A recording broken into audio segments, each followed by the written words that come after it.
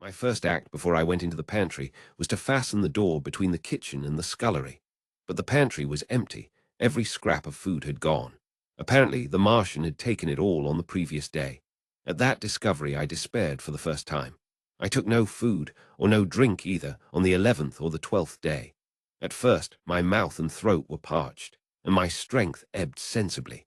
I sat about in the darkness of the scullery, in a state of despondent wretchedness. My mind ran on eating. I thought I had become deaf, for the noises of movement I had been accustomed to hear from the pit had ceased absolutely. I did not feel strong enough to crawl noiselessly to the peephole, or I would have gone there. On the 12th day my throat was so painful that, taking the chance of alarming the Martians, I attacked the creaking rainwater pump that stood by the sink and got a couple of glassfuls of blackened and tainted rain water. I was greatly refreshed by this, and emboldened by the fact that no enquiring tentacle followed the noise of my pumping.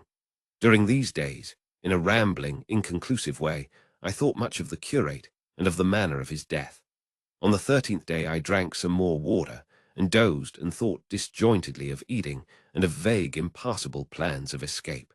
Whenever I dozed, I dreamt of horrible phantasms, of the death of the curate, or of sumptuous dinners. But asleep or awake, I felt a keen pain that urged me to drink again and again. The light that came into the scullery was no longer grey, but red.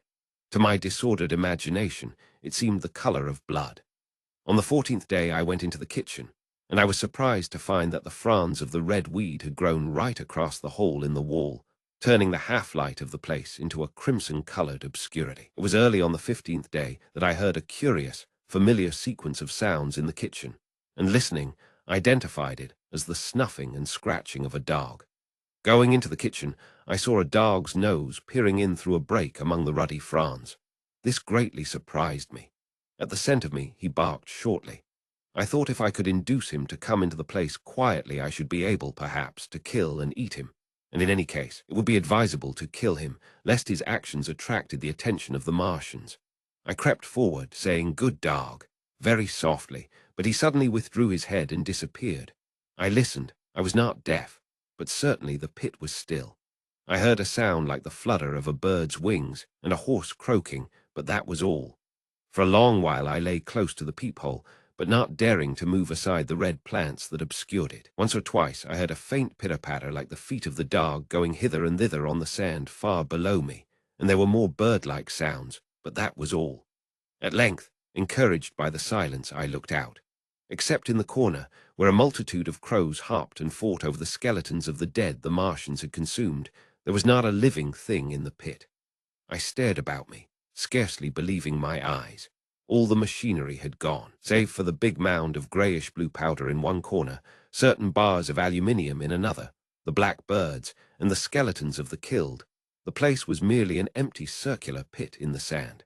Slowly I thrust myself out through the red weed, and stood upon the mound of rubble. I could see in any direction save behind me, to the north, and neither Martians nor sign of Martians were to be seen.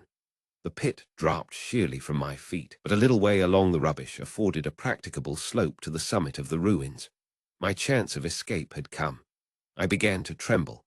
I hesitated for some time, and then, in a gust of desperate resolution, and with a heart that throbbed violently, I scrambled to the top of the mound in which I had been buried so long. I looked about again. To the northward, too, no Martian was visible. When I had last seen this part of Sheen in the daylight, it had been a straggling street of comfortable white and red houses, interspersed with abundant shady trees. Now I stood on a mound of smashed brickwork, clay and gravel, over which spread a multitude of red cactus-shaped plants, knee-high, without a solitary terrestrial growth to dispute their footing. The trees near me were dead and brown, but further a network of red thread scaled the still living stems. The neighbouring houses had all been wrecked, but none had been burned. Their walls stood, sometimes to the second story, with smashed windows and shattered doors. The red weed grew tumultuously in their roofless rooms. Below me was the great pit, with the crows struggling for its refuse. A number of other birds hopped about among the ruins. Far away I saw a gaunt cat slink crouchingly along a wall, but traces of men there were none. The day seemed, by contrast with my recent confinement, dazzlingly bright, the sky a glowing blue.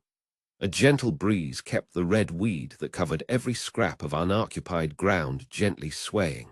And oh, the sweetness of the air!